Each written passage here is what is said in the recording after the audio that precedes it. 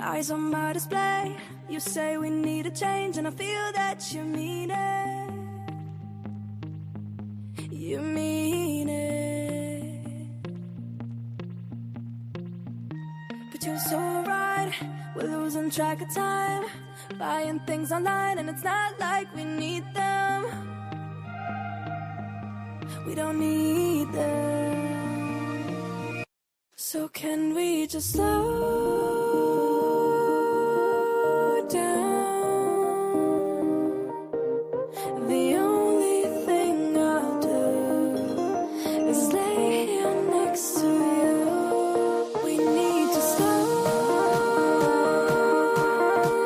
down. Embrace the love we found. For you and I were safe and sound.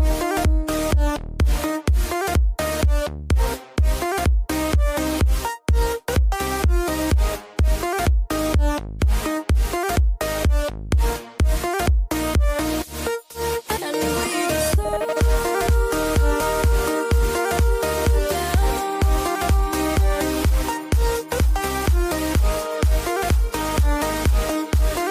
For you and I were safe and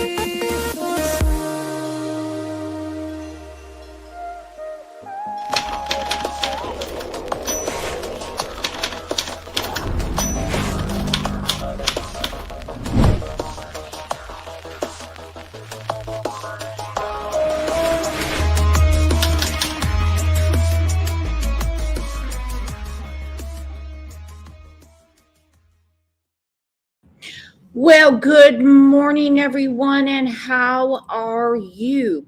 Sorry for the long intro. I was having to mess with my YouTube Premium. I forgot that I have gotten a new debit card, and so I had to update it because YouTube screws up a lot, but they never miss when your payment doesn't go through. So while that was going on, I had to update my new card. Wonderful, wonderful, wonderful. I love how they just stay on top of things. I really do. Hats off to you, YouTube. Hats off to you. Doing a great job. Yeah, Viokley said I had to do that on Saturday. Okay, I'm still getting stuff set up. Forgive me, forgive me. Boy, yesterday was a wild day in this case, and that is for certain, for certain. We were just talking yesterday morning. Several people brought up proof of life, proof of life, proof of life. And Savannah Guthrie and her siblings, Annie, and I don't know if his name is Cameron or Cannon. Could have been a typo. What up, Tana? I've missed you. Spoke to the public. Said, we're ready to talk. We need proof of life. And it can't be a thumbnail made by Lisa K. Ruitz. We need an actual proof of life. Nothing formulated. People Magazine reported, I saw it a few minutes ago, that the sheriff believes Nancy is still alive. I don't know. They don't tell me anything. Britt says this has got to be a personal crime. And the question is, personal against who? Personal against Nancy? I mean, she's 84 years old and can't even drive herself to church. Personal against Savannah? Because the conspiracy theories are wild, okay? You're not going to find a roll of aluminum foil for a long time because the tin foil hats are on. They're on, and they are being used. So let's get to the updates. I had another show at noon today about the Turpin family. I'm going to reschedule that. It's a very important case, but I have to reschedule it because at noon today, my time, Central, there is a press conference coming out of the sheriff's office. Well, welcome, Norma. She said, I'm in Tucson, Arizona, and we know as much as you. What can you tell me about the area, Norma, where Nancy lives? It seems very, very, very safe. And now they're mentioning something about there was a trespasser back in January. It's going all over the place. All over the place. Let's take a second and tell everybody good morning.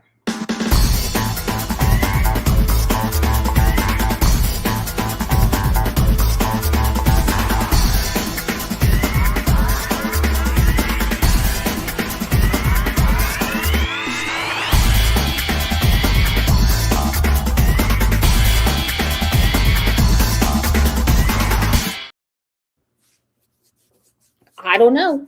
Theories everywhere. Not here to solve the case. Pat Kay solved the case for me. She did. I did not know. I was today years old when I got the message from Pat Kay that we are cousins.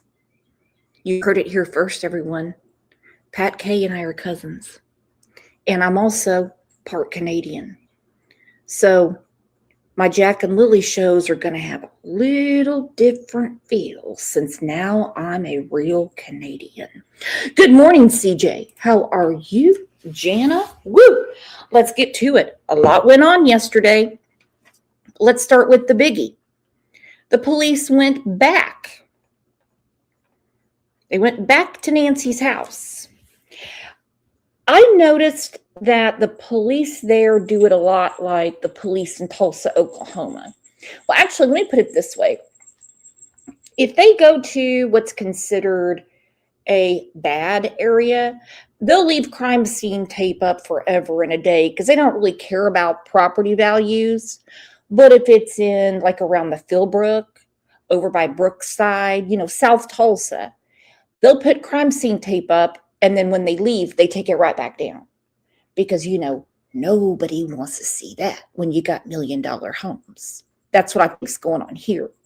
Because they ran canines through the garage and the house again yesterday, looked at a few more things, had the crime scene tape up, according to Brian Itten, and then they took it down again and left. All right, very interesting. Annie and Tomaso were out. And a lot of people want to know what she's putting in her nose. You have to look at the screen. And they know people are talking about them. They know people are talking about them. But they say they're really laying low.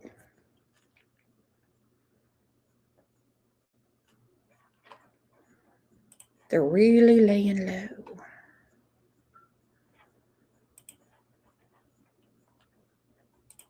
Can't say that I blame them because they already know what Banfield put up. Plattfield. And I am kind of surprised that she did that considering how far her and Savannah Guthrie go back. Now, I will say this. Nancy Grace has said this for years. If the police say, if they come like right off the cuff and say, not verified, that's not true. She said it normally is true. She's not just talking about this case. She says it in a lot of different cases. Two Boston moms. I am too. You're Pat's cousin too? So now I'm related to two Boston moms and Pat? What the hell is going on around here? Starting to feel like I'm at a family reunion and nobody brought any potato salad. All right, so let's start with this. What's up with the police presence that was at Nancy's house yesterday? Yesterday was Wednesday, and then we know on Tuesday they were at Annie's house and they seized her car. Obviously, they have a spare because they were driving around yesterday and took items out of the house. To return to a crime scene, that all depends on what way the investigation is going, what information you're receiving, what leads you're following up on. So they may have reason to come back to the house to just continue their investigation and make sure they're as thorough as possible in processing and completing the processing of the crime scene. And it again, it shows how hard they're working on this investigation. No, for sure. It's just been very, very quiet there for 30. I love when they bring the experts up and they just give us like word salad. It just shows us how very hard they're working. That wasn't the question that Elizabeth Vargas gave you. Like, they haven't been there since Sunday, you fool. And they show up on Wednesday afternoon and reapply the crime scene tape. What do you think of that? Also, simultaneously, you have law enforcement back at Annie's house. We know they're doing their job.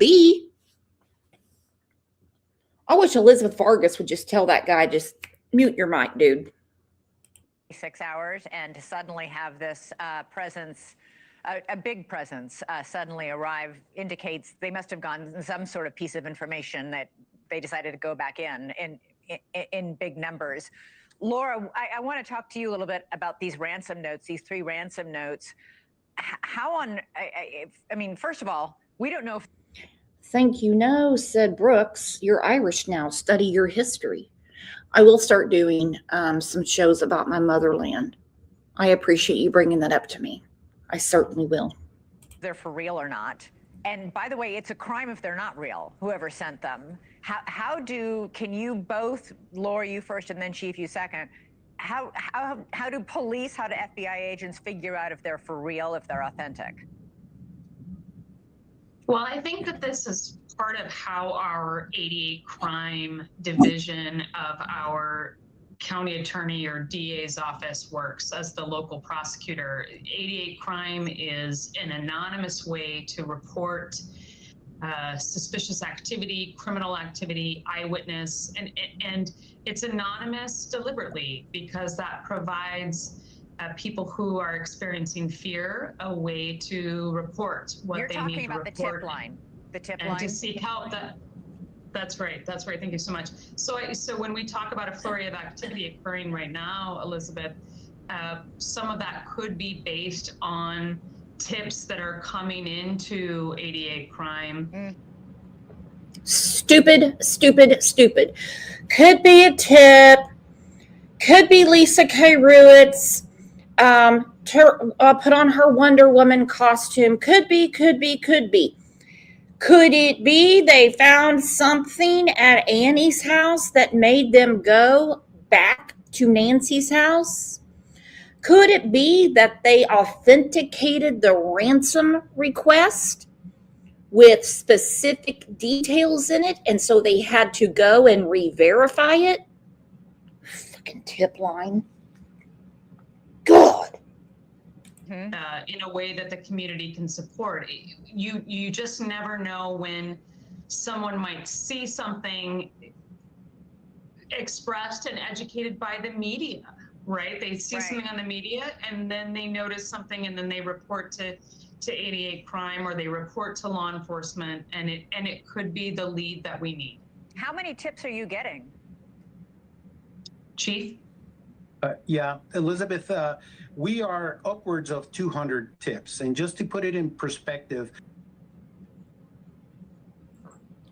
200 tips for a nationwide, and I'm going to go ahead and say international case, because again, Savannah is the host of the Today Show. Everyone knows what the Today Show is. So only 200 tips. I would love to know what the tips are about. Would love to know. We know something was said yesterday about someone had reported in January there was a weird man walking around. They called him a trespasser. When you have something on this large of a scale, 200 tips is nothing. That's a drop in the bucket. I think after Summer Wells disappeared, within days they had 1,500 tips. On a normal day, we receive maybe 12, 20 tips on several unrelated cases. The past 4 days, this has spiked to 200 tips and more, and counting. So we continue to encourage the public to please continue sending us those tips. Chief, how do you verify which tips are real and which are nonsense? Well, we receive them in our 8-8 crime department here. All these tips are being. I can tell them how. I was on the phone with a detective. I'm not going to say what case. I'm not going to say her name. You can probably figure it out. And she was looking for something that I sent her. And she was like, psychic. And she was like, I'll open those later. Like, she wasn't even going to entertain them. Okay. So if your email is shetalkstoangels@gmail.com, they're going to be like, no. If your email address is spirit seeker wants to help you, they're like, If the subject line is I spoke to my spirit box, they're going to be like, nope. If they have something in their subject line that says had a vision, they wait on that. They do. I'm telling you, firsthand info. Forwarded to the Pima County Sheriff's Department that has stood up a group of detectives whose job it is to sift through all these tips. They're the ones that are going to determine, after assessing those tips, reviewing them, whether the tips represent some valid information, maybe some information they may want to follow up on. So they go through all those, and it's pretty exhaustive work. Yeah. But they're staying on top of all those tips as we're feeding them to them. So as it pertains to the ransom note, it may or may not be a hoax, but like any other piece of evidence, we cannot immediately dismiss it. We have a duty and responsibility to. It seems it's not, because Nancy's children made an address to the kidnappers yesterday. And we notice who was not there. And that was Annie's husband.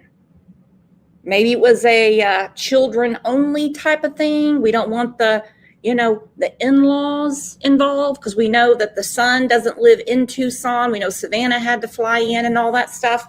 Her husband's still at home with the kids. So I kind of found that to be a little odd. I don't know. That's just me, though. It seems to me that there is some validity to it, because as they're putting out this statement, then Annie's house is being searched again, and so is Nancy's house. Vet those tips and make sure that they're authentic, they're legitimate, and go from there.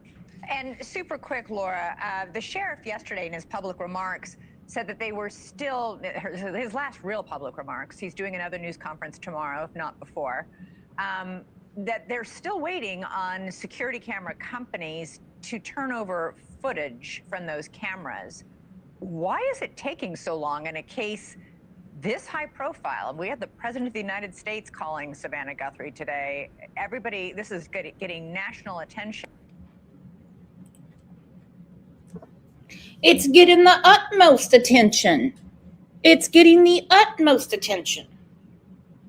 The president called Savannah yesterday. They've known each other for years, and said, if there's anything you need, you let me know.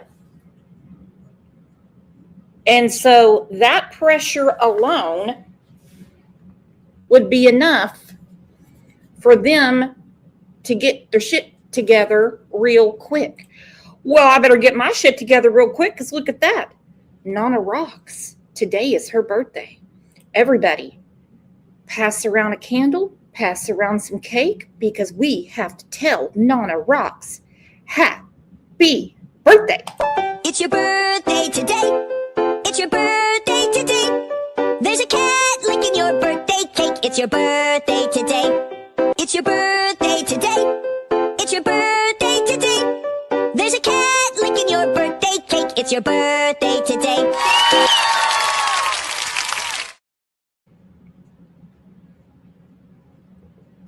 Happy birthday, Nana. And I hope you have a wonderful, wonderful another trip around the sun, my friend. Mama B said maybe it has something to do with the nonprofit in Italy that the son-in-law is involved with. Now, are you talking about Savannah's husband or Annie's husband? There's a lot of theories going around. T-Walk, did Cash Patel go there yesterday? Yeah, for what? I don't know. But, go ahead and keep wasting our fucking money flying around. They already have plenty of people there. God. Doesn't he have other shit to work on? Really? Damn. Yeah, when I saw that showboating, I was just like, no offense against Cash, but I'm like, do they really need him there? Do they really? Because, the proof's in the pudding. They're only investigating 2 places, Annie's house and Nancy's house. And then you got Annie's husband that looks like the fucking shoe bomber. The hell? Why is it taking security companies this long to turn over footage from their security cameras? Well, I think we're all kind of finding out, Elizabeth, that technology in this era and privacy laws and contractual laws in this era will make it hard sometimes to get into systems. I'll tell you right now that we have a couple of cases where we are trying to break a cell phone on a machine where we don't have the password for a year now to try to get the intelligence we need. Thank you for watching. Subscribe below and download our new. I have a feeling they're going to be getting warrants. They've already got warrants. They got warrants for the security. They're doing the geofencing to find out what phones were active at that time around 2 a.m. They already have that stuff going. Obviously, because they got Annie's car. They've been to Annie's house twice, and they've been to Nancy's house twice. April and November said he looks like Stephen Stern's twin. He really does. Angel P said he looks like one of those ISIS piece of shits. He really does. I hope I'm wrong. I hope this has nothing to do with family.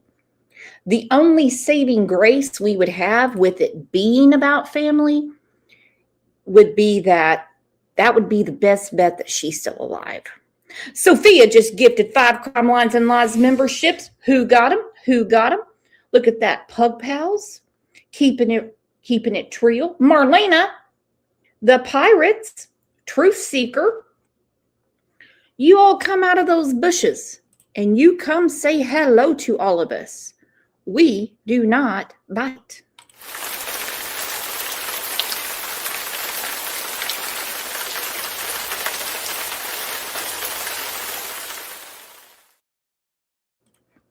All right, the New York Post today came out and they said that there are things in the ransom note that they got from their source that tells them it is legit because it's not a generic ransom note like, hey, I've got Nancy, she's not doing good. I'm going to need some Bitcoin and then I'll bring her back. No, they knew details about her house. It was very descriptive. Let's look at this. The note and the disappearance of Today Show host Savannah Guthrie's mother, Nancy, contained chilling details from the night she was allegedly abducted, authorities said.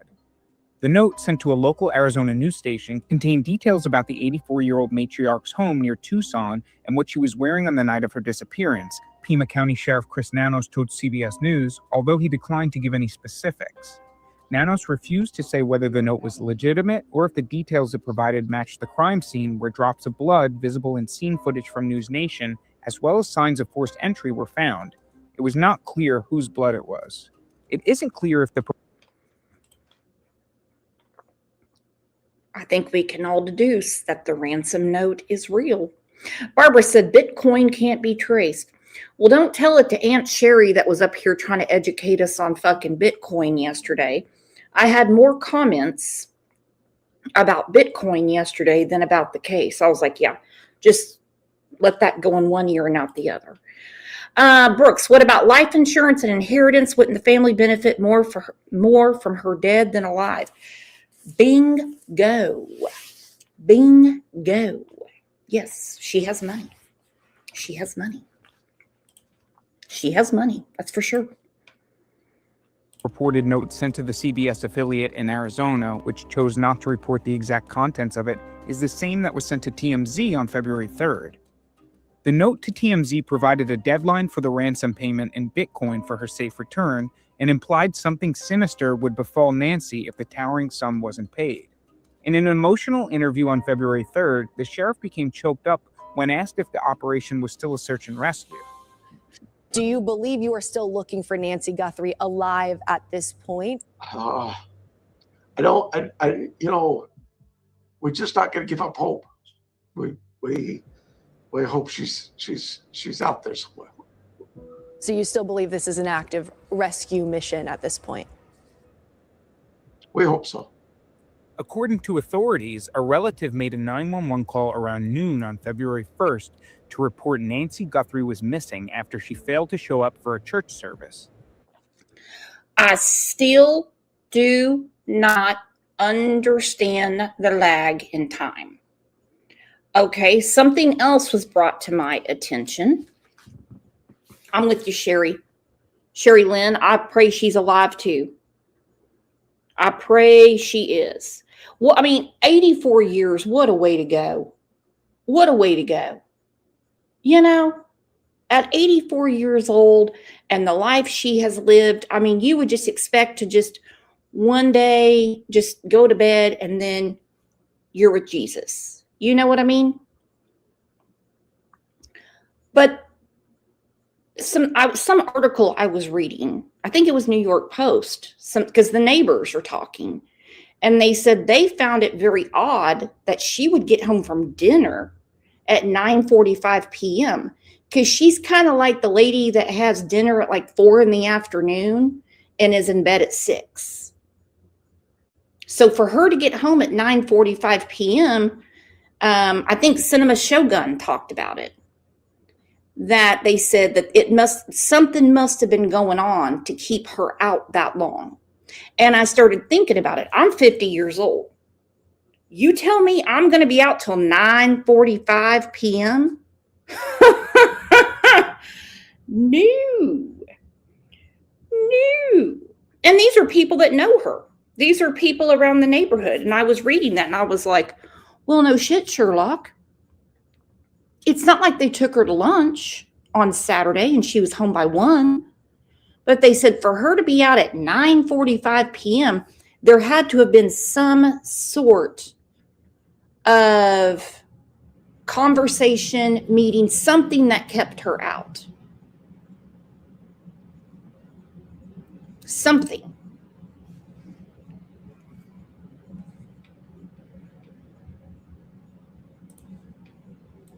She was last seen by Savannah's brother-in-law, Tommaso, after he dropped Nancy off at her home in Catalina Foothills, north of Tucson, at around 9:30 p.m. on January 31st after a dinner, authorities said. On February 3rd, FBI agents were spotted at Tommaso and Savannah Guthrie's sister Annie's home in Arizona as the search for their missing mother continues. Savannah was also believed to have been there.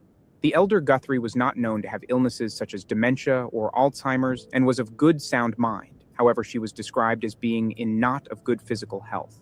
She cannot walk more than 50 yards on her own and is reliant on life-saving medication, a lack of which for 24 hours could prove fatal, making the hunt a race against time. On Monday, February 2nd, authorities confirmed the case was officially being investigated as a crime. It is a crime scene. We know that. She is very limited in her mobility, right? We know she didn't just walk out of there. That we know. There are other things at the scene that indicate she did not leave on her own. We know that. Her daughter, Today anchor Savannah Guthrie, skipped the February 2nd Monday episode of the NBC Morning Talk Show. However, she shared a statement that was aired regarding her mom being missing. On behalf of our family, I want to thank everyone for the thoughts. Not this again, please. I cannot believe people are upset about what she put out. But like Boston said, they're also mad she's not going to the Olympics. You know, it's time we just quash these fucking nuts and not listen to them. Prayers and messages of support. Right now, our focus remains on the safe return of our dear mom. Nancy has made various guest appearances on Today over the years since Savannah joined the show in 2011. She loves us, her family fiercely, and her selflessness and sacrifice for us, her steadfastness and her unmovable confidence is the reason any of us grew up to do anything. And that is very sweet.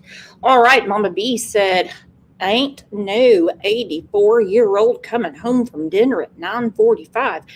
That's what the friend said. Now, it is confirmed. Police have said that is their timeline. She was home at 9:45 p.m. And I just thought, whoa, okay. Again, if somebody told me we're going to go to dinner at, I think they picked her up much earlier, okay? They picked her up much earlier. But what bothers me is the phone call from the lady from the sunrise service, early morning. Let's assume it was over at 7 o'clock, okay? And she gets a hold of Annie. Annie gets there at 11 a.m. Okay, at 11 a.m., she can clearly see that the back door is open. If her and Tomasa, whatever his name is, Beard, if her and Beard have nothing to do with it, then they could clearly see that the back door is open and that the camera is missing. Why did it take an hour to call 911? Why? They clearly have eyes. The police clearly said they knew when they got there that was the crime scene. Roland, they have not said who was supposed to pick her up for church. And I'm just going to assume the person that called is the one. Well, I can't really assume that. Normally she had a friend pick her up for church. And she always communicated if she was going to be a little late or what time she's going to be ready or if she's going to not go to the sunrise service. There's some days she's at like 4 services on Sunday. This is her.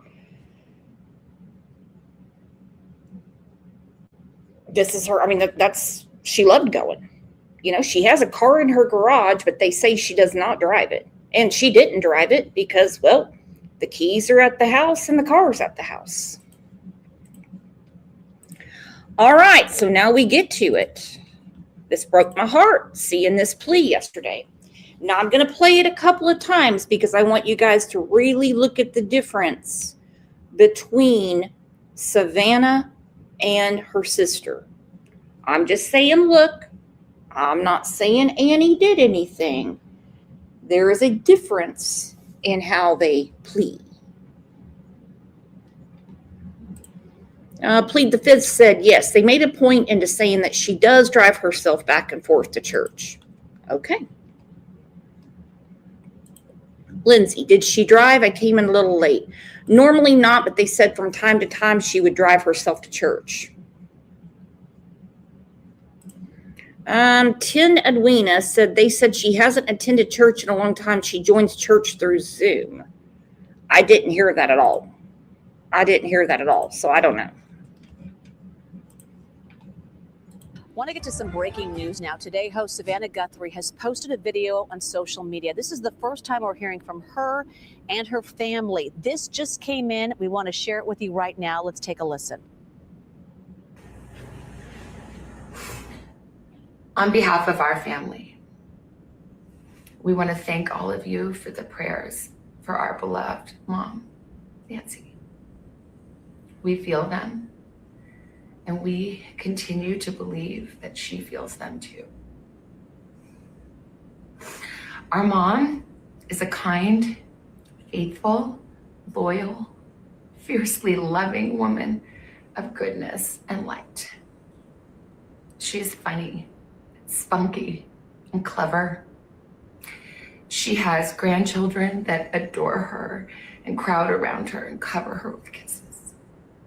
She loves fun and adventure. She is a devoted friend. She is full of kindness and knowledge. Talk to her and you'll see. The light is missing from our lives. Nancy is our mother. We are her children. She is our beacon.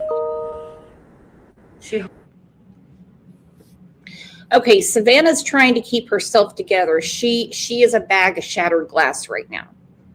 I can hear the tears literally falling on the paper. The brother, the way he's sitting, right arm holding left shoulder, that's a defensive position. He's pissed. He is pissed. Annie's sitting back with a shirt that she couldn't even bother to iron. Nancy is our mother. She is our beacon. And you do not see Savannah or the brother look at her at all. But when Savannah was reading, the brother's looking over at Savannah. I'm noticing these things. Call me behavioral Brooks. Holds fast to joy in all of life's circumstances. She chooses joy day after day. Despite having already passed through great trials of pain and grief, we are always going to be merely human, just normal human people who need our mom. Mama, if you're listening, we need you to come home. We miss you.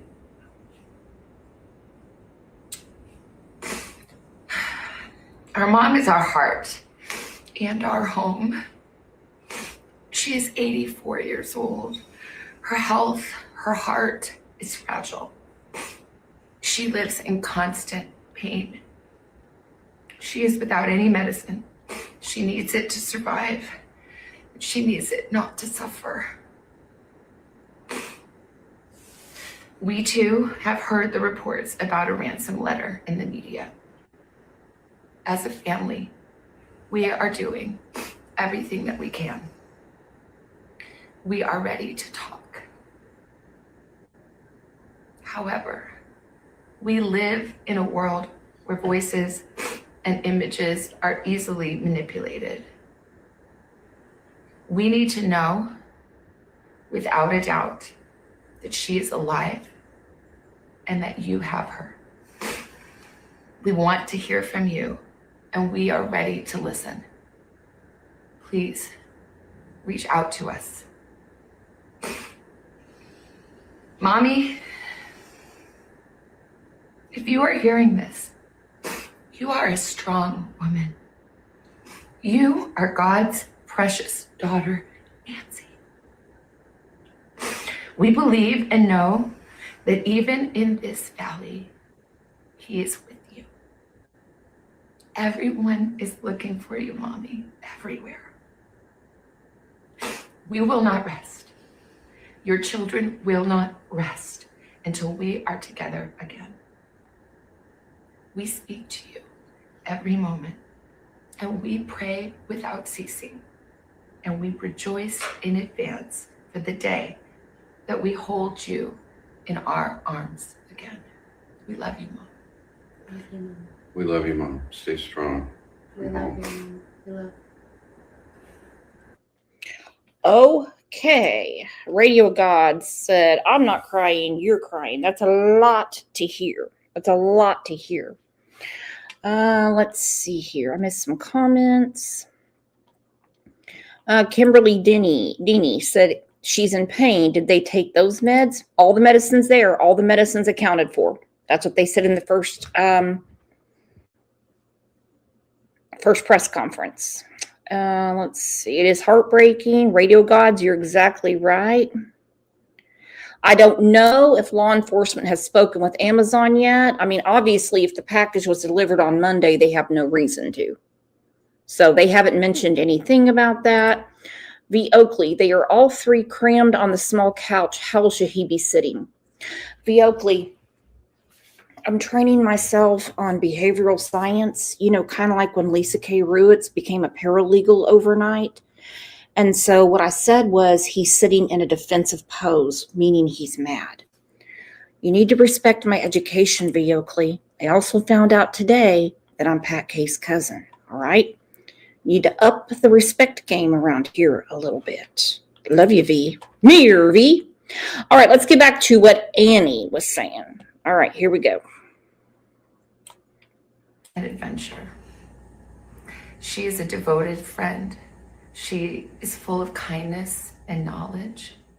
Talk to her and you'll see. The light is missing from our lives.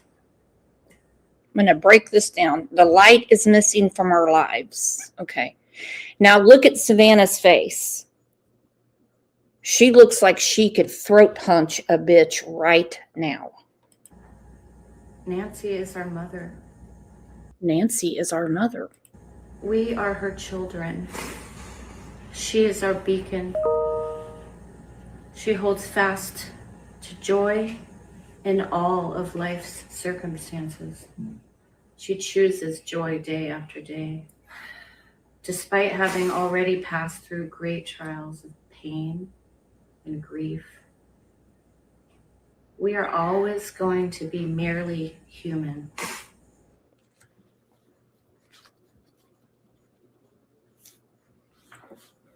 Hey, I'm not the only one that said it.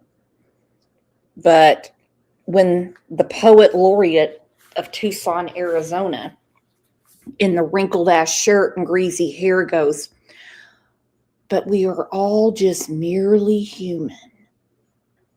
You know, we're all just merely human.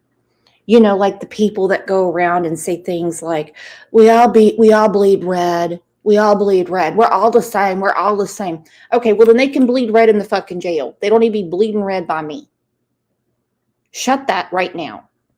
This offended a lot of people. It's almost like she's taking up for someone. We're all just merely human. Just normal human people who need our mom. Mama, if you're listening, we need you to come home. We miss you.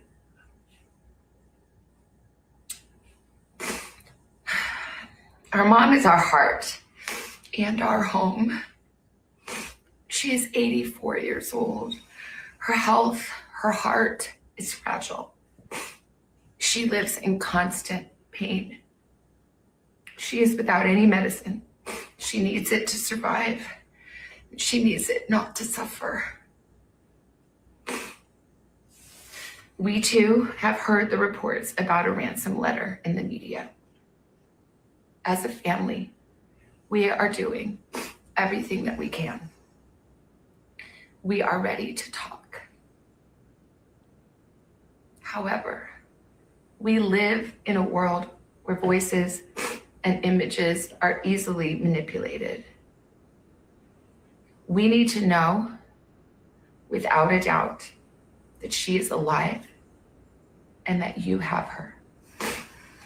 We want to hear from you, and we are ready to listen. Please reach out to us. Mommy, if you are hearing this, you are a strong woman. You are God's precious daughter, Nancy. We believe and know that even in this valley, He is with you. Everyone is looking for you, Mommy, everywhere. We will not rest. Your children will not rest until we are together again. We speak to you every moment, and we pray without ceasing, and we rejoice in advance for the day that we hold you in our arms again. We love you, Mom. We love you, Mom. Stay strong. We love you, Mom. We love you.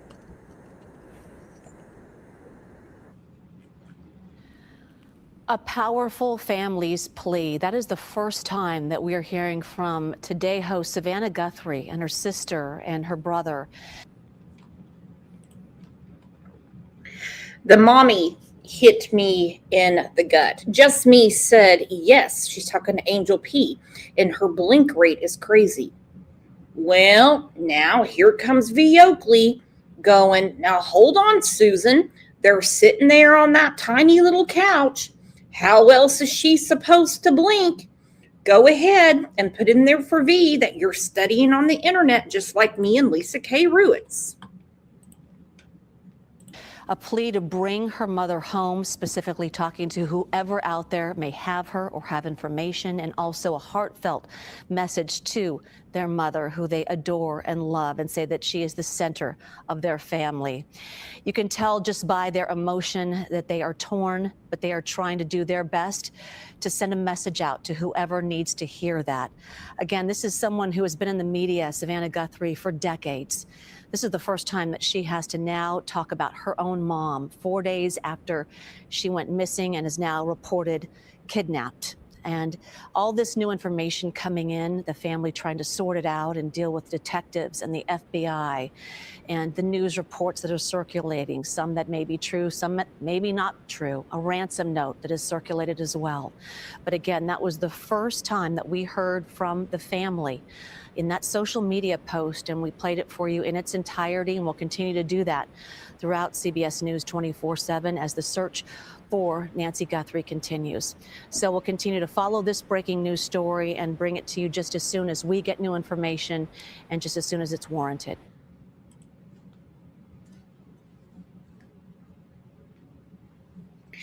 It's surprising to me because if this is about money, Savannah's got the money. Savannah's got access to the money.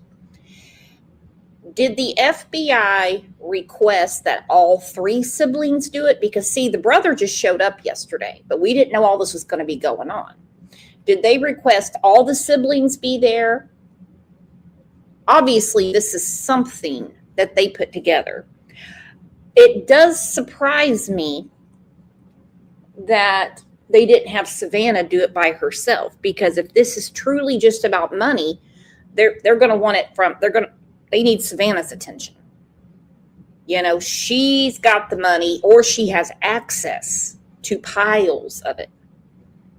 You know, and to people that would kidnap an 84-year-old woman, the family solidarity isn't going to be a tearjerker for them. So they're doing some kind of hostage negotiation thing. But in a way, I think they're also wanting to see Annie's reaction. Because you notice the brother didn't say anything. He wasn't anywhere around. He was nowhere around. He just showed up yesterday. I happened to see that on page 6, New York Times. All right, an ex-FBI agent, and it's not Jennifer Coffee Grabber, okay, picked up some things from the video. This is very interesting. At this point, it's clear that every effort is being made from family and law enforcement to get Nancy home. But there were 4 things that stuck out to the former agent who spoke to me after he watched Savannah's message. Those 4 things are: 1, humanizing the victim, which is Nancy. Savannah made comments about. Just like Angel P said, it's hostage negotiation. I learned this back in 1991 when I watched The Silence of the Lambs. Jodie Foster, Anthony Hopkins, Scott Glenn, and they sat there and they watched when the senator in Tennessee was trying to get her daughter back from Buffalo Bill. And they said, that's really smart because she's humanizing her. Okay? Her mom and who she is as a person. Number 2, the former agent says he doesn't think this is a direct plea to kidnappers, which you'll hear him explain in just a moment. Number 3, family wants proof of life. They want to know she's alive. And 4, he thinks there has been a lack of communication between a potential kidnapper, law enforcement, and family. So this is family making that step. Here's more of a breakdown from that agent tonight. They're humanizing everyone here to make, if there are kidnappers out there, to make those kidnappers feel like maybe they should care. We've all acknowledged there's a ransom note. It appears to me that the investigators aren't 100% convinced it's legitimate. At one point, Savannah's sister mentions, "Mama, we need you to come home." So she's talking directly to the victim as if she has control of coming home herself.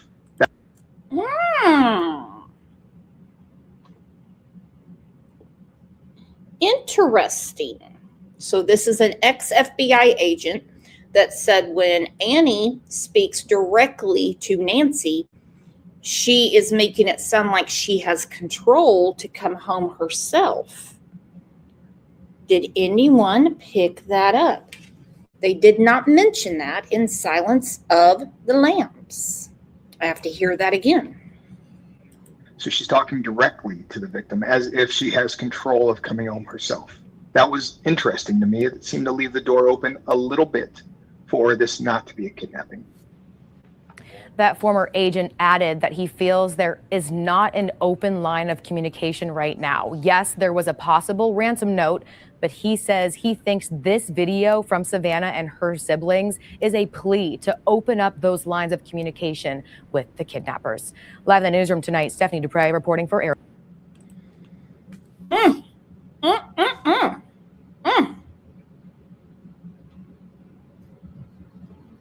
And in the midst of all this, KTLA, one of the biggest stations in America, they came out.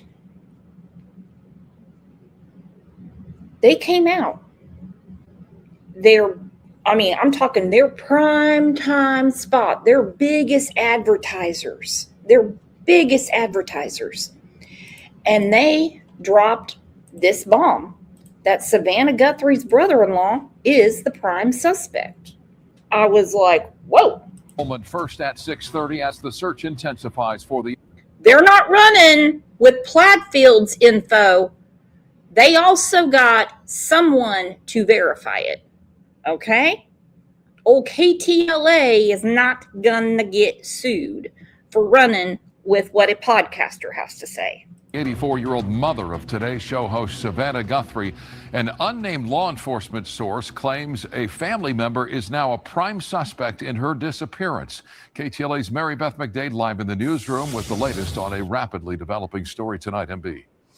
Micah, Savannah Guthrie and her sister Annie, alongside their brother, have broken their silence tonight. They posted this video message to their mother and her potential kidnappers. Mama, if you're listening, we need you to come home. We miss you.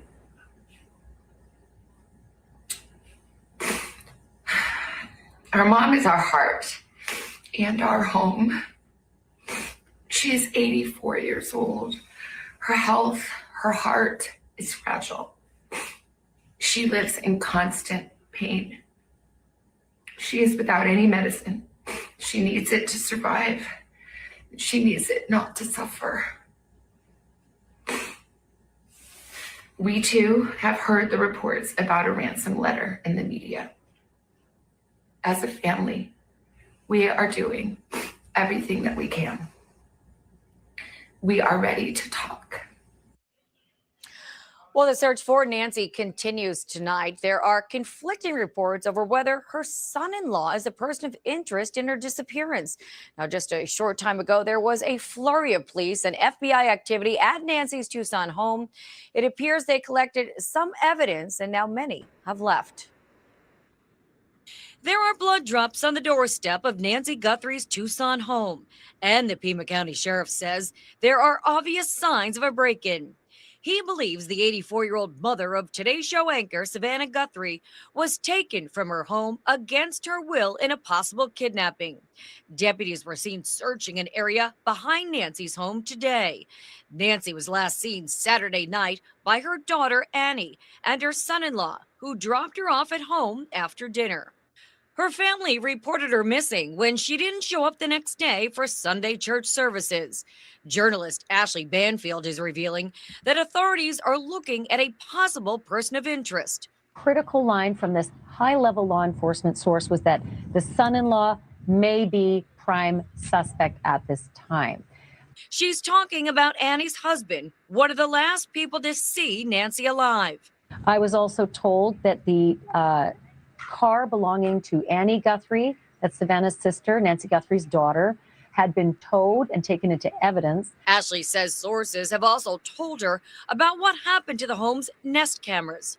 There were Nest cameras, plural, and they were smashed, and that they'd been taken into evidence. The Pima County Sheriff denies those. Okay, they're denying the claims, and that's fine. That's what they're always going to do because they want to be the ones to present it to the judge in a probable cause affidavit. We have seen this before. Maybe Plattfield got that information. Maybe when KTLA called to verify it, maybe they got that information. I don't know because, Pima County Sheriff's Office isn't talking to your old buddy Brooks. I go back to what Nancy Grace has said, not just in this case, but every case, when they say, and I'm paraphrasing, talking about law enforcement, talking about sheriff, chief of police, when they say it isn't true, she said, usually it is. They're not showing their cards. They're not showing their cards. Claims that they have a suspect, saying in a statement, at this point, investigators have not identified a suspect or person of interest in this case. Detectives are reportedly looking into whether a trespasser seen lurking in a neighbor's yard near Nancy's home a few weeks ago is linked to her disappearance. They're also looking into a digital footprint to see whose phones were in the area at the time Nancy vanished and waiting for DNA results. 2 ransom notes that were sent to TMZ and a local Arizona TV station asking for millions of Bitcoin are also part of this investigation. Meantime, the sheriff gave a new interview to the Today Show this morning. We have nothing else to go on but the belief that she is here. She's present, she's alive, and we want to save her. President Donald Trump released a statement on Truth Social just moments ago saying, I spoke with Savannah Guthrie and let her know that I am directing all federal law enforcement to be at the families and local law enforcement's complete disposal immediately.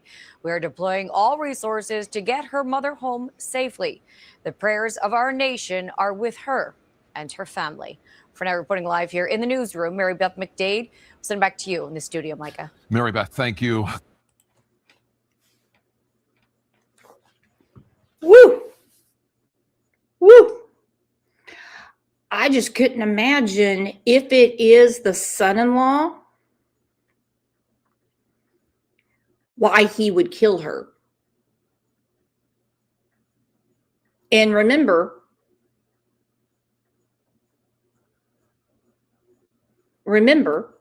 they wanted the Bitcoin today at the latest Monday. Remember, these are the negotiators, the kidnappers. They don't really want to press people for time. Can you hear me now? Wasn't there supposed to be another press conference today? Yes, I'm covering it. It'll be at 1:00 your time, Rebecca, noon my time. I just have to get it scheduled. I moved the Turpin show and we're doing the press conference at noon. It might be something. It might be another nothing burger. Okay, here we go. All right, we're breaking it down. My friends. 12 disturbing clues. I will say I'm very shocked. I'm very shocked that more news outlets, because let's face it, News Nation, Law and Crime, Fox, MSNBC, CNN, these are paid actors. And they're paid actors. I'm not saying they didn't go to school. I'm not saying they don't know anything about journalism, but they are paid actors. And they know in order to keep being paid as a news actor, they have to keep the ratings up, up, up, up. The fact that they're not saying too much about sister and Bubby-in-law tells me something is going on. Susan said, I'm shocked they didn't even have crime scene tape up. It's the weirdest thing. They had it up on Sunday. They took it down when they left. They had it up yesterday. They took it down when they left. Just like I say, in South Tulsa, they don't want to disturb the neighborhood, if you know what I mean. And so when they're there doing official police business, they'll have up their tape. Then when they leave, they take it down. You go to North Tulsa, they might leave the shit up for 6 weeks, 6 months. Might wait for the next tornado to come through and tear it down.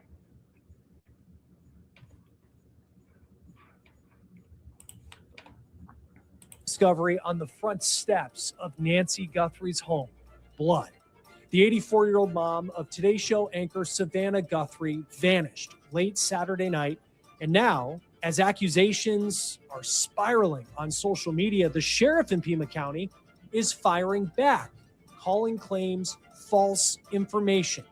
We're on the case presented by Law and Crime. I'm Chris Stewart.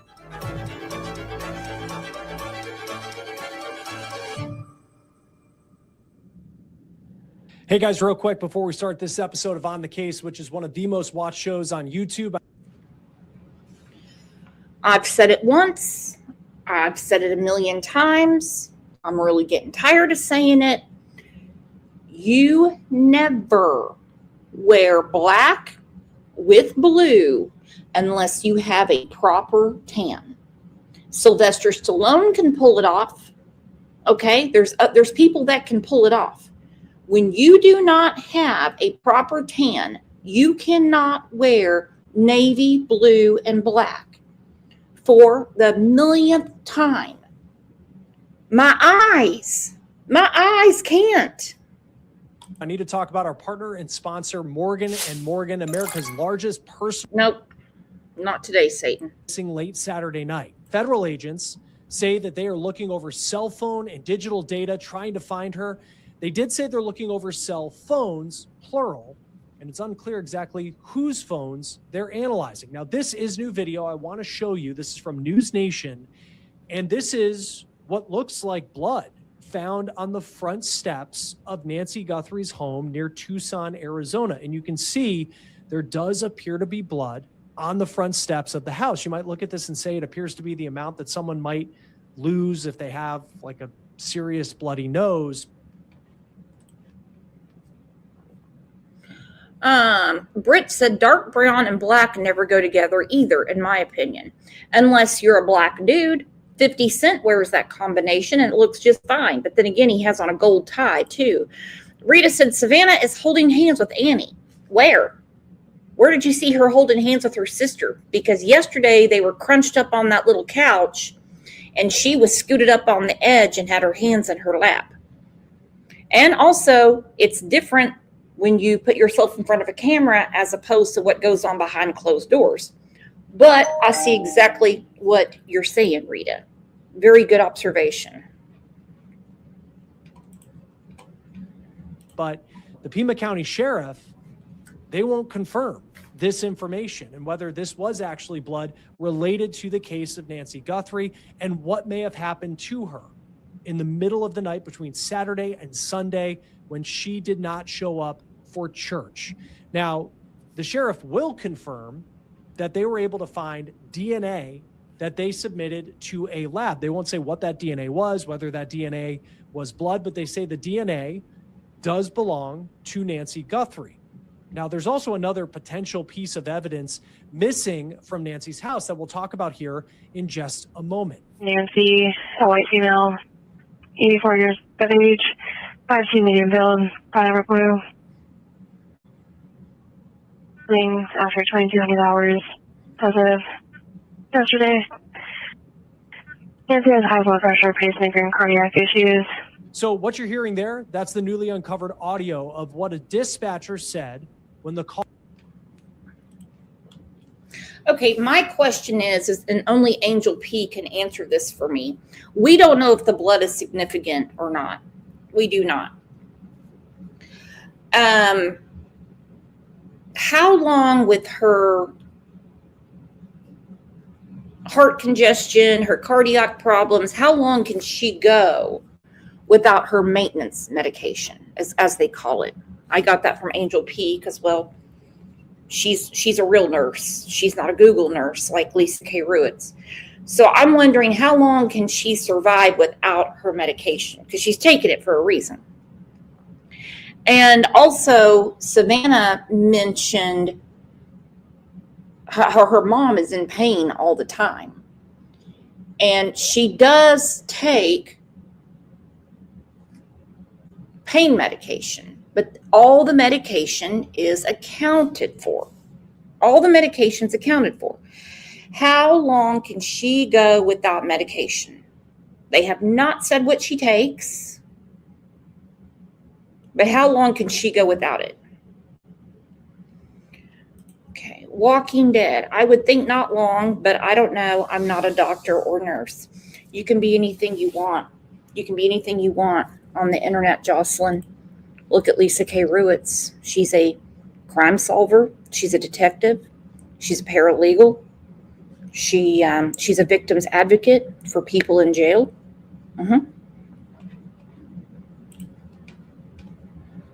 Don't ever doubt yourself, Jocelyn. Never.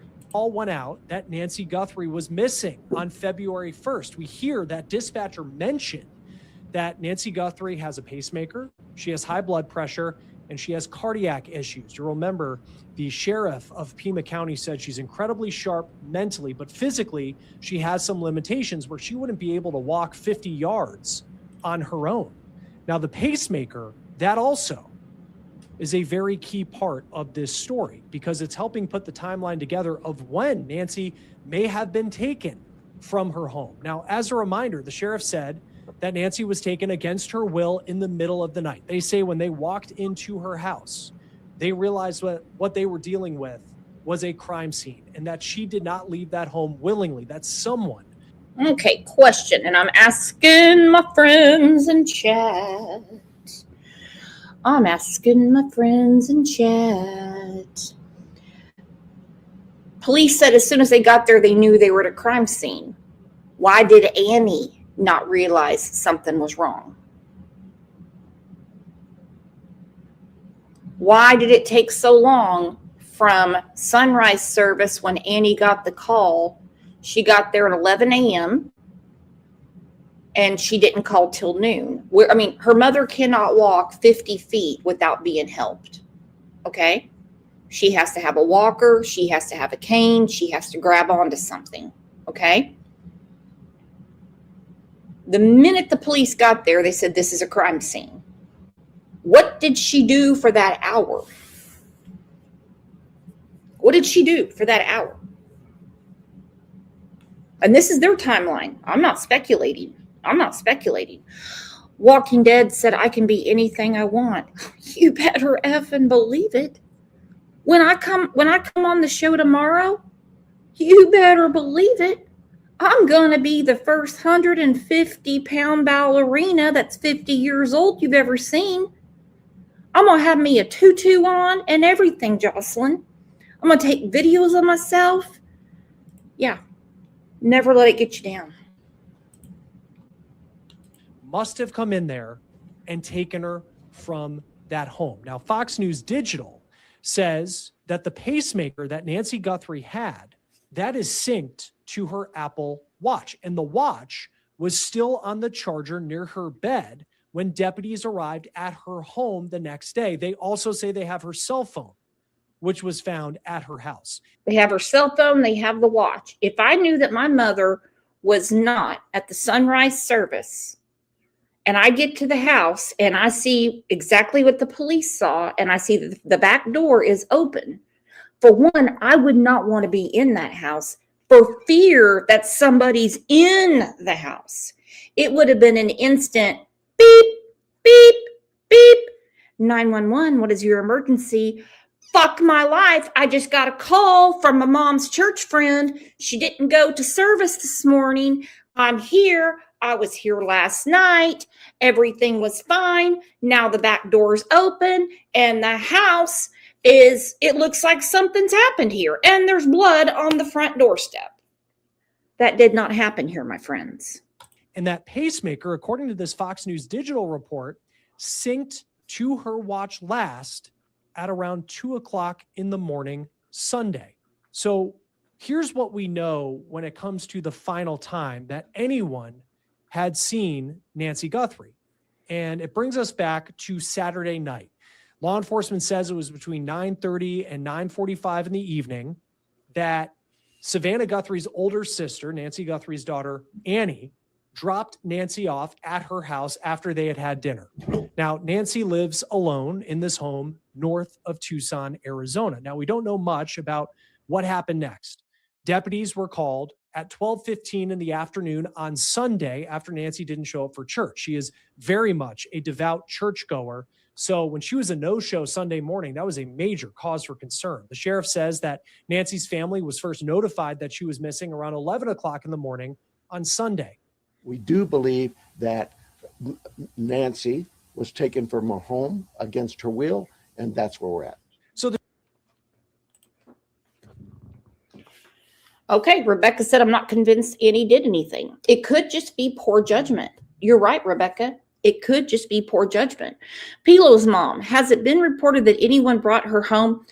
Yeah, Annie brought her home. Annie brought her home, and Annie brought her into the house because she can only walk a little ways on her own. The sheriff has been trying not to release too much information to the media over the last couple of days, but there has been a lot of speculation out there when it comes to this story. You have a lot of media outlets putting out pieces of information from anonymous sources that authorities have had to respond to. And one of those pieces of information that deputies haven't confirmed, but they also haven't denied, are these alleged ransom notes that were sent to media outlets on Tuesday. TMZ was the first to report that they received one. Then you had several other outlets, including local TV stations in Tucson, saying that someone had emailed them a ransom note as well. So TMZ says that they received this note Tuesday morning, and the note reportedly demanded a specific and substantial amount of Bitcoin. Millions of dollars of Bitcoin be sent to a specific Bitcoin address. TMZ says they were able to verify.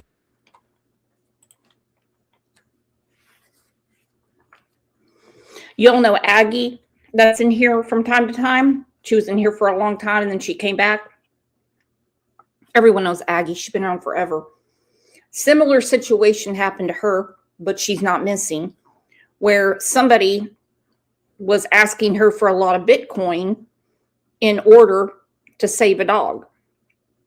She called her local police. Bitcoin is not traceable when it is sent to Algeria. Okay.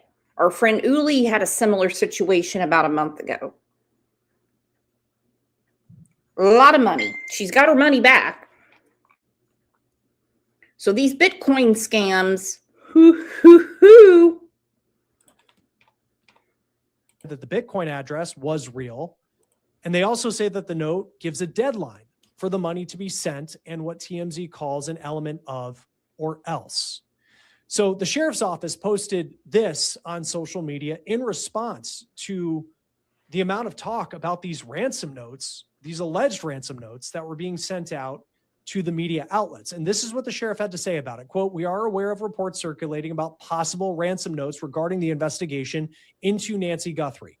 We are taking all tips and leads very seriously. Anything that comes in goes directly to our detectives who are coordinating with the FBI." So that's not a confirmation that these letters are legit, but it's not a denial either.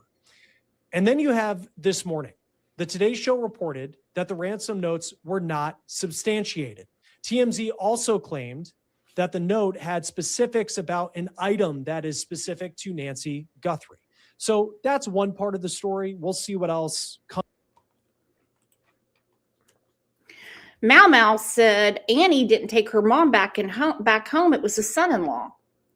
Now, why on earth would Nancy Guthrie let her son-in-law put her in bed? She seems like a more pristine woman than that. They're all in the same car. The original thing that was said in the press conference was that Annie took her in, but they could have changed their story. Could have changed your story. Comes of that as this investigation continues on. But I want to go back to this video that was shot by News Nation right on the front steps of Nancy Guthrie's home in Tucson. Now, it's been noted that you can see this mount where something like a Ring doorbell camera would go, but the device itself, the camera, is not there.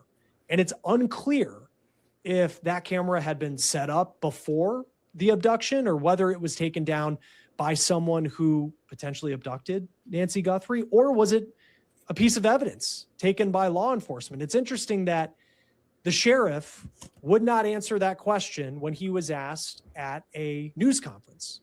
Sheriff, we noticed that the camera on the front of the house is missing. Do you believe the perpetrator purposely took the camera?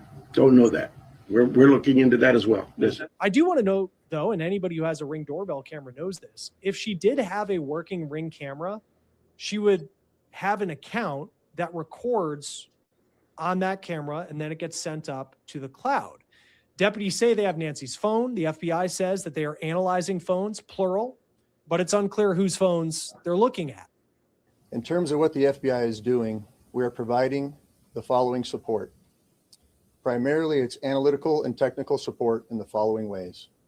We're downloading and analyzing cell phones, obtaining cell tower information, conducting interviews, and providing any and all investigative support that the Sheriff's Department needs. We're looking at this from every angle, but we need your help. There's also a report that we do need to talk about today because it is making the rounds involving an alleged, quote, prime suspect in the case. So you have journalist Ashley Banfield on her podcast, Drop Dead Serious. And overnight between Tuesday and Wednesday, she dropped a bombshell in this podcast claiming that she has an anonymous law enforcement source very close to this investigation, someone really in the know. And that source is telling her that Nancy Guthrie's son-in-law is, quote, prime suspect in this case. Okay, we've been doing true crime. We've been true criming for a long time. And we know that they don't like to put out who they suspect. Okay? One example would be in the case of Quentin Simon.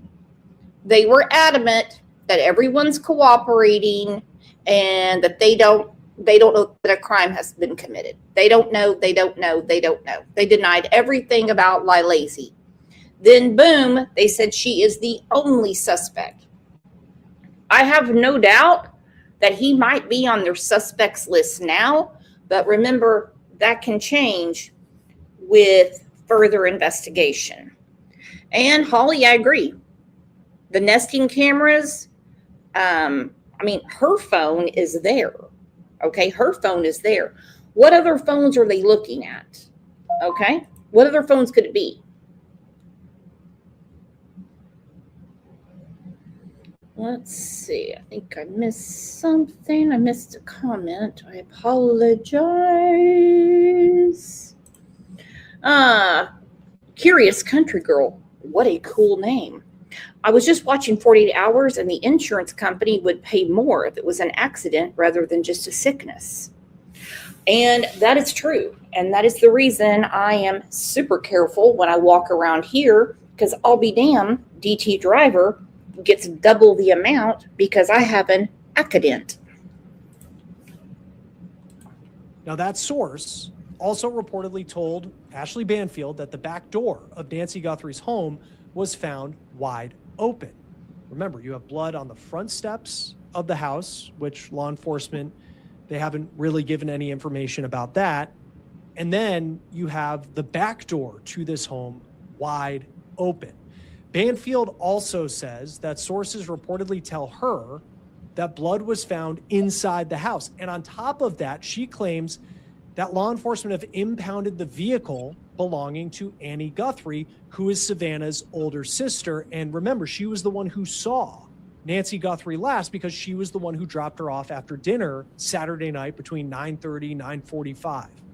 Now that vehicle... See, there again, they're saying it was Annie that dropped her off. Then we have another article that said not only did Annie drop her off, Nancy was really weak from being out for so long and needed help getting in the house. That I believe. May have been the last place that Nancy was seen after Annie dropped her mom off. So that's obviously a major alleged development in this story if that turns out to be true. We reached out to the sheriff's office to see if there was any validity to that, and they released a statement, and it appears that they're pushing back and in some ways blasting the report. The department says, quote, "At this point, investigators have not identified a suspect or person of interest in this case. Detectives continue to speak with anyone who may have had contact with Mrs. Guthrie. Detectives are working closely with the Guthrie family. While we appreciate the public's concern, the sharing of unverified accusations or false information is irresponsible and does not assist the investigation. No suspect or person of interest has been identified at this time," end quote. So as the search for Nancy Guthrie continues, Savannah Guthrie has not made any public appearances. It's certainly not a surprise. You won't see her on the Today Show at 30 Rock as this search is continuing on. And she also reportedly is not going to be part of NBC's Olympic coverage in.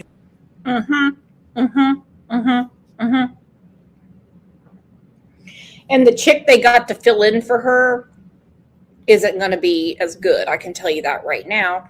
And I still cannot believe what two Boston moms said yesterday when she said people are mad that Savannah is not going to the Olympics. And I'm like, but why? Why? It's always damned if you do, damned if you don't. You know, damned if you do, damned if you don't. Could you imagine the flack she would have gotten if she's in Milan, Italy, hosting the Winter Olympics while her mama's missing? I'm telling you, I'm serious. The crazies make the most noise. Like the people that were upset yesterday that the president offered help. They're pissed about it. And I'm like, but why? You've been asking for days if he was going to offer any sort of salutations or anything since he's known her for so long. And he did, and they're mad. I'm telling you, half of these people are just bots. These cannot be real humans. They just can't be. It's impossible. Italy, those games begin on Friday with the opening ceremonies that she was going to be hosting. She did post this, though, on Instagram, very powerful post on Instagram to her 1.2 million followers there. And it's a graphic that reads, "Please pray." And in the caption, Savannah Guthrie writes, quote, "We believe in prayer. We believe in voices raised in unison in love and hope. We believe in goodness. We believe in humanity. Above all, we believe in him. Thank you for lifting your prayers with ours for our beloved mom, our dearest Nancy, a woman of deep conviction, a good and faithful servant. Raise your prayers with us and believe with us that she will be lifted by them in this very moment. We need you. He will keep in perfect peace those whose hearts are steadfast, trusting in the Lord." A verse of Isaiah for all time, for all of us. Bring her home. Savannah Guthrie is one of the most recognizable faces in TV news. She's been the host of the Today Show since 2012. She grew up in Tucson, Arizona. She also went to college at the University of Arizona in Tucson. Now, she has two siblings. She has a brother and then her older sister, Annie, who we've talked about. Her dad died when she was a teenager of a heart attack, and she is incredibly close to her mom, and she's also incredibly close to her sister. She's spoken publicly about. I did not know that her daddy died when she was a teenager of a heart attack. Oh my goodness. Thank you so much, Sophia. Thank you so much. Yes, absolutely. There is 216 people in chat right now on my end.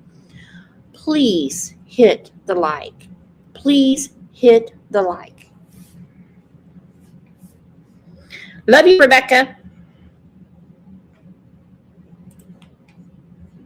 those bonds. Both of them have made appearances on the Today Show. And you take a look at this picture here. This is a picture that Savannah posted on her Facebook with her mom after Christmas this year. Now, it's unclear also who had access to Nancy Guthrie's home. She lived by herself, but when you think of some of the medical issues that the sheriff has said that she had, like did she have home caretakers? Did she have people who came and helped with lawn work? That information isn't entirely clear. Again, we know that she was a regular churchgoer, and we know that she was incredibly close to her family and that her older daughter, Annie, lives in Tucson, and that they had dinner on the evening before Nancy Guthrie went missing. So there's just a lot of questions at this point. The sheriff is not releasing a lot of information. He holds this news conference on Wednesday. There wasn't a lot of major developments coming out of there. And the sheriff says, really at this point, they are going to be responding to breaking news if and when they give another update. Now, the fact that there were reportedly signs of forced entry in the home, that's been reported as well. That could tell you that it was someone who was not regularly at the house, but that would be speculation because it does not seem like there is a lot of information at this point, at least confirmed by authorities, of where they may be looking when it comes to this search. Then you have this big concern about the medication. The sheriff says that Nancy needs that medication and it could be life-threatening if she doesn't have it. It's medication that the sheriff, in fact, said that she could die without within 24 hours. And we have obviously gone beyond that time frame now in our third day of this search. The sheriff did say that she has some physical ailments. We talked about the dispatch chatter where you hear about the pacemaker, the high blood pressure, but it's also important to note just how mentally sharp people who know Nancy Guthrie, how sharp they say that she is. Now, I want to put this up on the screen. This is the number that you can call if you're watching this, if you know of any information related to Nancy Guthrie and where she may be. It's the Pima County Sheriff's Department. The number to call, 520-351-4900. Joining us now to talk more about this case, private criminal defense investigator, also founder of We Are the Essentials, Billy Lane. Always great to have you on Law and Crime to break down these searches. Okay, everybody, here is the link for the next show. That's the press conference. If you guys can go ahead and grab that, hit your reminder, make sure you're there.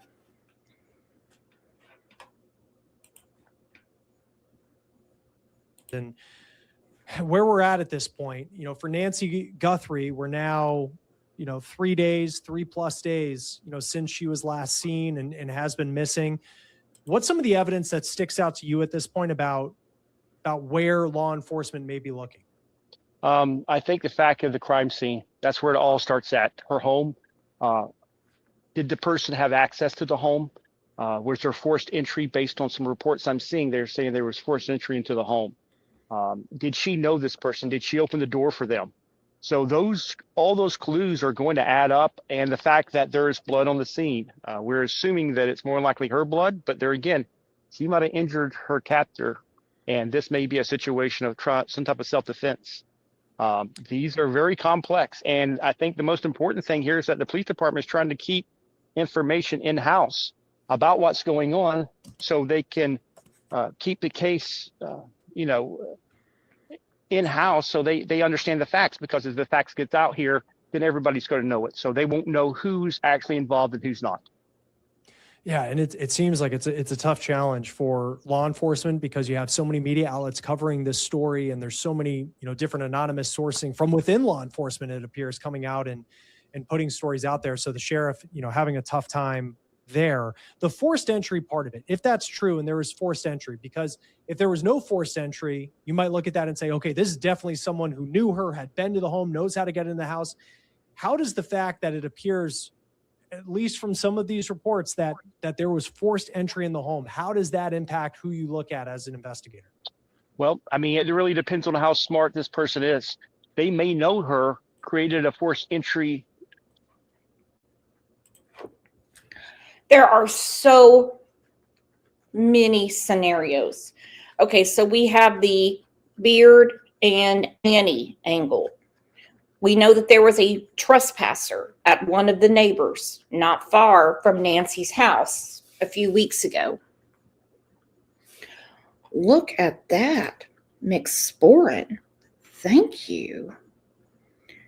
Don't be a dick. Give it a click. Hit that like. I'm going to make some t-shirts. Please explain the Bitcoin thing to me. I am 31 and still don't understand it. How does it work? Your guess is as good as mine, girlfriend. I just know when somebody wants something in Bitcoin, depending on what country it goes to, it can't be traced. And you don't know on the other end where it's going to. Like I was talking about Aggie, the guy that wanted Bitcoin from her, it was going to Algeria.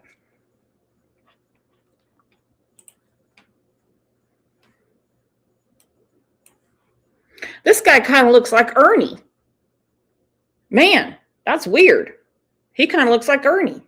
Weird. Healthier, but looks like Ernie. Who you look at as an investigator. Well, I mean, it really depends on how smart this person is. They may know her, created a forced entry scenario, so law enforcement would look outside of the family themselves or people who knew her. I think that somebody knew her pattern, either through surveillance or through just knowing her. It might have been somebody that wasn't close enough to have access to the home, maybe somebody who worked on the property, who knew who she was and how important she was, and realized that this could have been an opportune situation for them to capitalize on. Yeah, and it's just, there's just so much unknown at this point. We've seen, you know, at the same time, I mean, we've seen cases of all different kinds where law enforcement at a news conference makes it seem like they don't know where they are in the investigation, but they're actually working on some pretty solid leads behind the scenes. And we'll see if that's the case in this one. This ransom note situation was interesting because it came out yesterday, first with TMZ, but then you have these like local television stations in Tucson getting these ransom notes as well. I know the Today Show had said, I know a lot of people are struggling with the fact that she's 84 and lives alone. It's really not that uncommon. You see, she has no dementia. She knows how to take her medications. She has people that she has lunch with, plays cards with, goes to church with. She has many phone calls throughout the day from her children and grandchildren. And I mean, and sometimes, I mean, Savannah said on the show a long time ago, sometimes her mom won't take her call because she's too busy talking to her church friends. As far as the immobility, she has a walker, she has a cane. She wanted to live independently. It's, I think they spoke about it on a Mother's Day special a couple of years ago. So she would have been like 82 at the time. And her mom is feisty. I mean, she was just like, no, it's my job to take care of you. You're not taking care of me. If someone is, I'm going to say if they have like a touch of the dementia, probably not a good idea. But hell, I don't think Daisy Cow should be living alone. That bitch lit her whole fucking kitchen on fire during a live stream. And instead of putting flour on the grease fire, she put water on it. I think when it comes to an age like this, it has to be case by case. that it seems that they're unsubstantiated. I guess, how do you know as an investigator whether a ransom note is legit or not? It's very difficult. I think in talking about the ransom note, I would tell you that based on the information they provided in that note, you would be able to tell whether it could be verified or not. I would highly doubt that somebody would try and ruse law enforcement, or maybe they were just rusing the news outlets to try to get more exposure. So maybe they sent it to the news outlet thinking, hey, they don't know what's went on in the crime scene, and if we put some details in there, there's a better chance that they're going to publicize this note. How often in cases you've seen, because I mean, whoever would do it, if this is not, whoever certainly would kidnap an 84-year-old woman is one thing, but the other part is like, if this is a fake ransom note, like, I mean, how common is it? You have people out there that are just going to say, hey, it's an emotional situation. Maybe Savannah Guthrie has a lot of money. I'm sending a ransom note and I'm going to try to take advantage of this family in their worst moment. You would be surprised how many times that happens in the small cases that we work. People will reach out requesting money for information to their loved ones because they understand that the family is going through crisis. And at that point, they will be willing to do almost anything to get their loved one back. So there are people out there that capitalize on these situations, even in small, I wouldn't say small, but even in less popular searches like we were involved in. We see that all the time, and we tell the family, expect this is going to happen, and talk to us and let us vet the information that you're getting. Going back to the forced entry part of it, because I think of just other cases we've done, and we don't know by forced entry, does it mean that the door was jammed? Does it mean that someone came in through a window? Like what evidence it is, I don't know. But it seems like if you are someone who regularly doesn't do this, kidnap people, that there would be an opportunity to leave a lot of evidence behind if you have to physically break your way into a house. Absolutely. And it also creates noise. Hang on, let me get to your comments. Connie Branch, also known as Sister Karen. She said, I'm 73. I live alone. I love it. I wouldn't have it any other way. I've tried it and I just want my space. It's a very common thing. My dad's almost 77. Don't even mention him not being at his house. My cousin Pat in Canada has told me over and over, Brooks, when you get ill or anything like that, you need to come live with me. And I say, Cousin Pat, I'm going to stay in my home. I appreciate you, Cousin Pat, but I don't need to be taken care of. Mary, great point. If it's a family and if it's a family member that wants money, she's 84, then let's face it, she's not going to be around forever. I think it depends if it's family, and it's not Savannah, obviously. It's not Savannah. It depends on the dire need of the situation. Like maybe way behind in a mortgage, about to have a car repoed, but I totally understand what you're saying. It creates attention. It's risky to do that. So now, based on some of the information we're seeing about her pacemaker, this might have happened late at night when others weren't around. This might have been a calculated scenario. But there again, we have to think about this because this looks like a kidnapping, but could be something else, and the kidnapping's just a cover-up.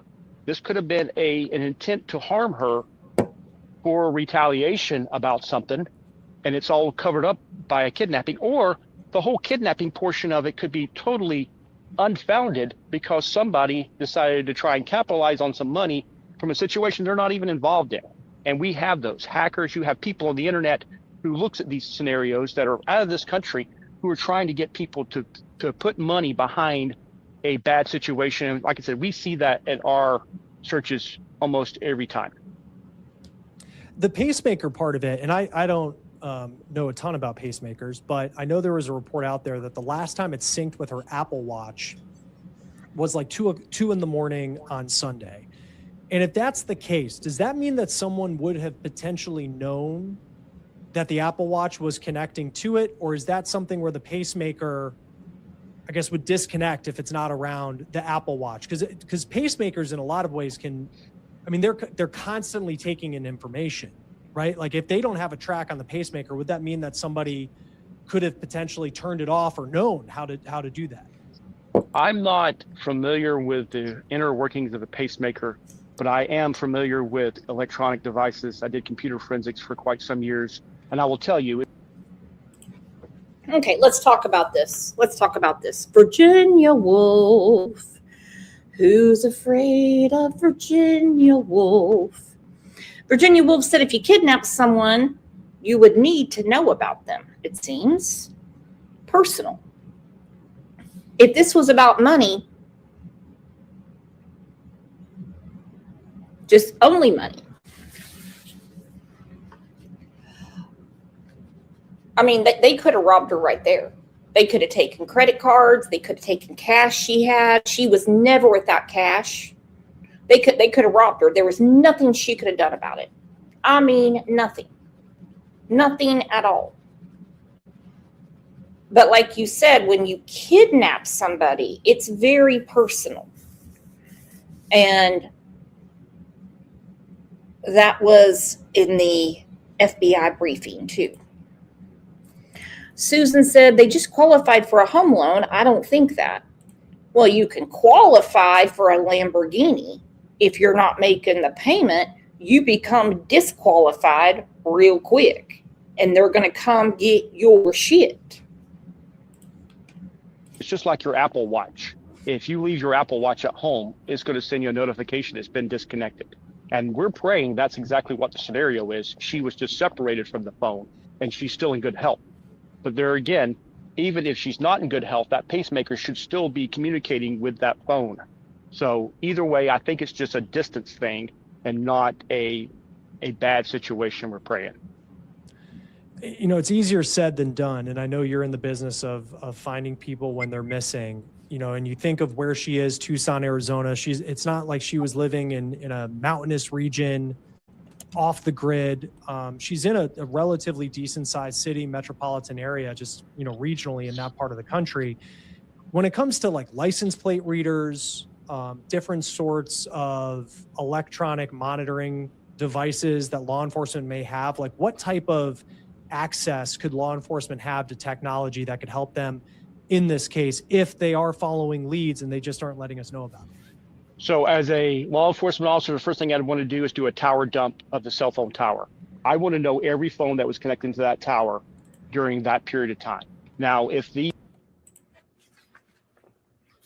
Yes, I have a feeling they had an order for geofencing with the FBI right away. Bona fide. So without a watch, you can't track her unless she has another kind of tracker like a ring. You can throw all of the tracking out the window. You can throw it all out the window because all of anything you can track is still at home. Every bit of it. Her phone, I don't think she had any sort of Inspector Gadget, you know, Wi-Fi ring. Her Apple Watch, it's all there. Her credit cards, her checkbook. She was known to carry a lot of cash with her because at 84 years old, she has a problem with online shopping and she still doesn't trust the banks. So we have to look at our demographic, if you know what I mean. And I'm not saying anything bad about the way she thinks or the way she lives. these alleged perpetrators were smart, they had no electronic devices on them that would have traced or tracked them. The second thing, like you had mentioned, the license plate reader. Any vehicle coming and going out of that area, I would be downloading those and running those tags. But I think the most important thing is that cell phone. If these people were careless enough to have a cell phone device on them or any other electronic device that uses cellular data, it could potentially show you who that person is. And law enforcement isn't going to share this. They're going to keep this close, tight to the vest, because this could be their only lead to try and find her alive, hopefully. When it comes to, I think of the blood, and there's blood on the outside of the house. We don't know what that's from. You know, it's interesting, like the sheriff will say that they have DNA and it's DNA related to Nancy Guthrie, but then won't go specifically into blood and whether that was the DNA that they were taking. But if it is, you know, that blood on the front of the house, if that is related to this, and it's not from someone who maybe had a bloody nose a couple days ago or something like that, what can that tell you? Potentially, it depends whether their blood type, their DNA is in a database somewhere, if they're a known criminal, or there's other databases for DNA. Everybody submits DNA to these applications where they find their loved ones. So there's a lot of public databases for DNA. And it's just not just criminal databases, like I said, public databases. So that's one thing. And the other thing, it would indicate that she's been hurt. The good thing is that there's not. Was it Brian Enton? I think it was Brian Enton. He said the blood wasn't fresh. He said it was almost stained into the stone. So it could have been something from before. They know it's her blood. And it could have been, I mean, to get blood out of stone, that's a specialty thing. They almost, I don't know what they call it when they clean stone and get stuff out of it. I can't remember what it's called. Somebody will know. So it could have been like just hadn't gotten around to having the people come over and clean up the stone, because she has a stone walkway. But they said it was soaked in. It wasn't like just like sitting on top of the stone. And they've already said that the blood isn't significant. Tons of blood, But remember, police keep us off our track all the time, so we're not on theirs. It could be very significant. The ransom note could be very significant. All of the theories going around, everything from the Epstein files to Savannah's husband being friends with the Clintons, it could all be significant. You don't know. We don't know till the fat lady sings. Maybe she suffered a cut. Older people have very thin skin, so maybe they grabbed her and was rough with her and caused some type of abrasion on her arm, and she's still able to survive that. Yeah, and you hope that she is, gosh, you just hope she's alive. Part of this story now, we're 3 days, 72 hours. I mean, what's the timeline, at this point, for law enforcement in terms of the pressure that they're feeling as the days go on? We know about the medication and the belief that if she doesn't have this medication within 24 hours, that it could be fatal or well past that deadline. But even for law enforcement, when it comes to just finding someone, I know in murder cases, it's the first 48 hours we hear about, but in a missing persons case or a case where someone may have been taken from their home, like what is the timeline for law enforcement where the heat really gets turned up as time goes on? Okay, my cousin Pat said it's called power blasting. Yeah, exactly. Exactly. It was on the tip of my tongue. Eberg, definitely not that old. Sounds preposterous. I mean, 84 is considered geriatric.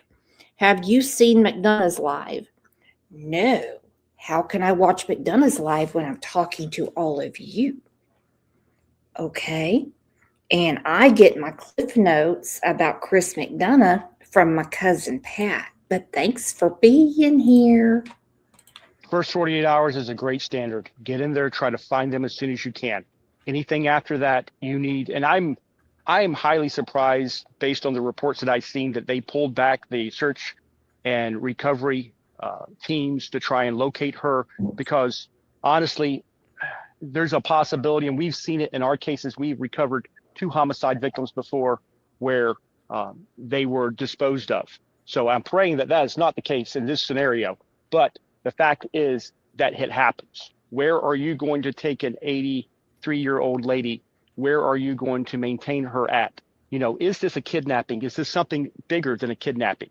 Maybe these people who decide to say, oh, I kidnapped her, just hoping that they would get some money out of it, and it have no relation to this whatsoever. Eberg said, the blood, dumbass. I thought you were talking. I am a dumbass. I thought you were talking about Nancy Guthrie. I thought you were saying, she's not that old. He said, the blood, dumbass, or her. I'm not the one who panels felons on the run like Ernie Shell. Oh, here I was being nice to you, and now you're acting like I did something wrong by letting Ernie come on the show when he was at the Target Center. Wow, you almost had me. I need to read everything thoroughly before I answer. Here I'm giving you accolades, and the next thing you know, you're saying I'm paneling felons on the run. What to do? Speaking of, you love Ernie. How's he doing? Were you part of that party in Massachusetts? Were you the one handing out that nair? I know who you are. That's A-okay by me. I have a bracelet on that says, what would Cousin Pat do? Kidnappings don't typically end well. There's very few successful scenarios where money is exchanged, the person comes back healthy. And I pray that that is not the case here. And this is very puzzling. Honestly, if our team had been closer, we would be out there right now assisting, trying to look to see if there's anything we can find, because we've done it before. God leads us to help families just like this, even in high profile cases. In cases like this, because I mean, it just feels, I mean, there's certainly, I understand the attention that it's getting because Savannah Guthrie is such a recognizable person, and her mom is a recognizable person. She would be on the Today Show regularly, but just in terms of kind of the facts as we know them, an 84-year-old woman, she lives alone, for her to be taken from her house in the People that watch the Today Show regularly, like I do, I already know who Savannah's mom is because, you know, she's been on the show so many times. Pat, WWPD, exactly. She missed the C. What would Cousin Pat do? But that's okay. She said, "Be gone, naysayers. Be gone, no naysayers." I agree. And I like that today Pat's stepping up her game. As everyone knows, she is our #1 moderator. As everyone knows, well, she's the HBIC. She's the head bitch in charge. But after today's revelation that we are cousins, now she's head cousin in charge. HCIC. It was hard to say. So she's a force to be reckoned with. Okay, so whatever Cousin Pat says goes. middle of the night. I mean, I guess how often have you seen stories like this in your line of work? I have never experienced an elderly person being kidnapped like this before in my line of work. We have seen people who have an episode and they leave their home, and maybe it looks like that situation, and they did it under their own will and their own power. But for somebody to be taken like this, we had one scenario like this, but it was somebody that knew the victim, took the victim, harmed the victim, and disposed of the victim, and we were able to locate the victim. Typically, it's somebody who has an interest, somebody that's going to benefit from going through all of this work, if you will, to do this. It has to be planned. They had to know when she's going to be home, how to get in, where to locate her at, and the best way to get out of there, including knowing that there's cameras there, disabling those cameras, and not potentially leaving any DNA to get out of there. Fingerprints, DNA, sightings by neighbors, vehicles, LPRs. I mean, think about it this. What if they didn't have a tag on the car? The LPR wouldn't have picked them up. If they didn't have a cell phone. Johnny, please do not bring up Ernie and the gerbils anymore. I've heard it for several days, and until I get a picture from Lisa K. Ruitz of Ernie with a gerbil, I'm just not going to buy it, because as we know, she's our #1 true crimer. Okay, so let's just keep Ernie and the gerbils out of Brooks's head, please. We had one scenario like this, but it was somebody that knew the victim, took the victim, harmed the victim, and disposed of the victim, and we were able to locate the victim. Typically, it's somebody who has an interest, somebody that's going to benefit from going through all of this work, if you will, to do this. It has to be planned. They had to know when she's going to be home, how to get in, where to locate her at, and the best way to get out of there, including knowing that there's cameras there, disabling those cameras, and not potentially leaving any DNA to get out of there. Fingerprints, DNA, sightings by neighbors, vehicles, LPRs. I mean, think about it this. What if they didn't have a tag on the car? The LPR wouldn't have picked them up. If they didn't have a cell phone, it's not going to hit the cell phone tower. So they're eliminating their evidence if they understand the process to find people. Well, I just think too, like, you know, obviously the most important question. Okay, somebody had a phone. Somebody had a phone, even if it's in airplane mode, even if it's a burner phone. We have learned that from the Barry Morphew case. We have learned about how they track burner phones through the Vallow case. somebody's phone pinged from a tower around there when she was taken. They are going to find that phone. Not physically, they're going to find the person that owns the phone. I'm telling you. Every game in the book these criminals think they have, it's only one small piece of evidence away to getting them locked up. Does it take time? Yeah. Are they stressed to the nines? Yes. Do people want justice done within 30 minutes? No, because if it was done in 30 minutes, people would say, well, that should have been done 29 minutes ago. Oh, can you believe it? We want it done. We want it done right. We want the I's crossed, the I's dotted, the T's crossed. You know what I'm saying. I mean, they're definitely working on finding Nancy Guthrie. So thank you for being here. Thank you. Because I'm very intrigued. I am very intrigued as to who at, I'm going to just say 2 a.m, would go and take an old woman out of her bed. And yeah, she was sleeping. She had to have been. And she's been gone all this time. All this time. All right, you guys, I'm going to see you back here in about an hour because we are going to view the press conference together. Mod Squad, you're the best. Members, you're the best. Friends, you're the best. You know what? Just being here for these cases makes you A-okay in my book. I'll see you back here in an hour. Love you.